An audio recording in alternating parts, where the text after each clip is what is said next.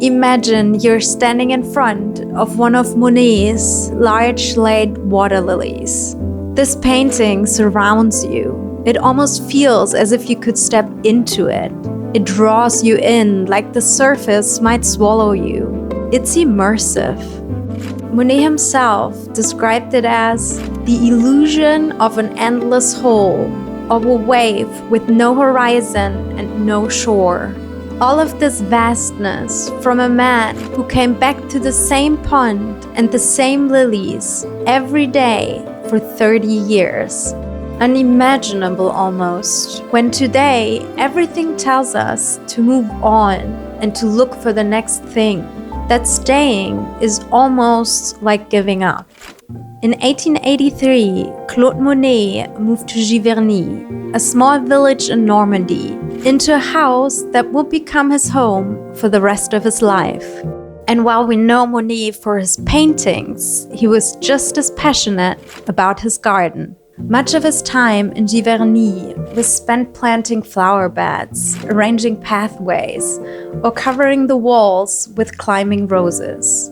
A few years later, he even expanded the grounds around his house to create a water garden. And in this water garden, which you can still visit today, lies the pond Monet painted for over a quarter of a century.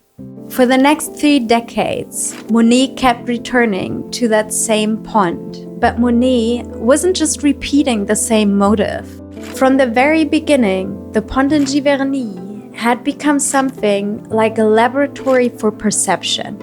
If you watch the surface of the pond for a while, the stillness begins to unfold. At first, almost nothing happens, but slowly the lilies begin to drift and reflections of sky and branches slide across the water. And suddenly you realize that the whole scene is moving with the rhythm of the day and the seasons. Morning light spreads softly across the surface. By noon, the reflections sharpen, almost cutting the water into fragments. And in the evening, the entire pond deepens into darker colors. In spring, the garden feels fresh and bright. In summer, the water becomes dense with lilies. And in autumn, the tones grow darker and heavier. Nothing dramatic happens here. And yet, nothing is ever exactly the same. This quiet instability had fascinated Monet long before the water lilies. In the 1890s, he painted entire series devoted to the same motive. Haystacks, poplars, the facade of Vaughn Cathedral, always returning to the same subject. But the pond in Giverny becomes the most radical continuation of that idea. Over the following decades, Monet begins painting the pond again and again. The water lilies become an entire series devoted to this one place. What Monet is trying to hold on to in these paintings is something that never stays still, something inherently unstable. Light moving across the water, reflections breaking apart the surface of the pond. The quiet feeling of being inside a living garden. He's trying to preserve something that is impossible to hold still, the fleeting quality of a moment. And this fleeting quality doesn't reveal itself in a single glance. You cannot simply look once and move on. It only appears if you keep coming back again and again.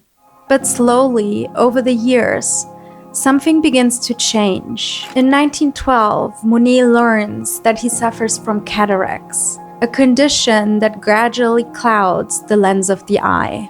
Colors begin to shift, blues and violets become increasingly difficult for him to distinguish. The world he's trying to observe so carefully loses its clarity.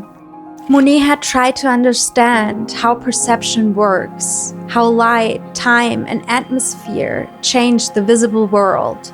And all of this lifelong effort depends on a single faculty, the ability to see. But at this very moment, the instrument he depends on most, his own eyesight, is failing. Between 1912 and 1914, Monet becomes so frustrated that he repeatedly destroys canvases, sometimes entire groups of water lily paintings he had worked on for weeks, because they no longer captured what he had in mind. At the same time, the world beyond the garden is beginning to unravel as well. When the First World War breaks out in 1914, even the quiet countryside around Giverny is touched by the anxiety of the time. The small pond behind his house begins to feel like a fragile counterworld, where one question slowly becomes unavoidable.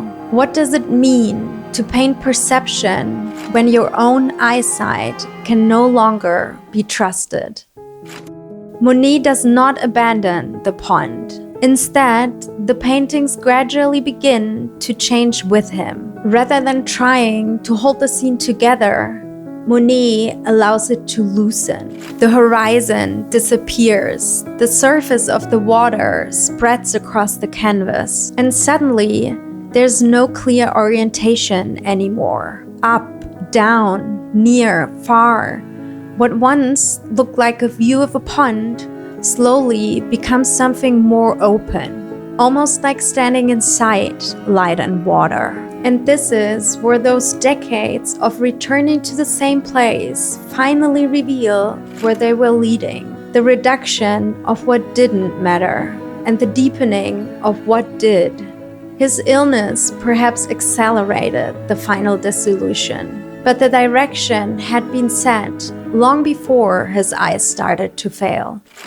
Around these same years, Monet sets out on what will become the most ambitious work of his career. He conceives a vast cycle of water lily paintings that he donates to the French state. These paintings, the Grande Décoration, now surround you completely in 2 oval rooms at the Musée de l'Orangerie in Paris. There's no front, no back, no clear orientation. A space built entirely from painting, where you stand inside a continuous horizon of water, light, and reflection extending in every direction. The paintings that emerge from these final years are among the most radical of Monet's career. What stays with me about this story, more than anything, isn't the scale of what he made at the end.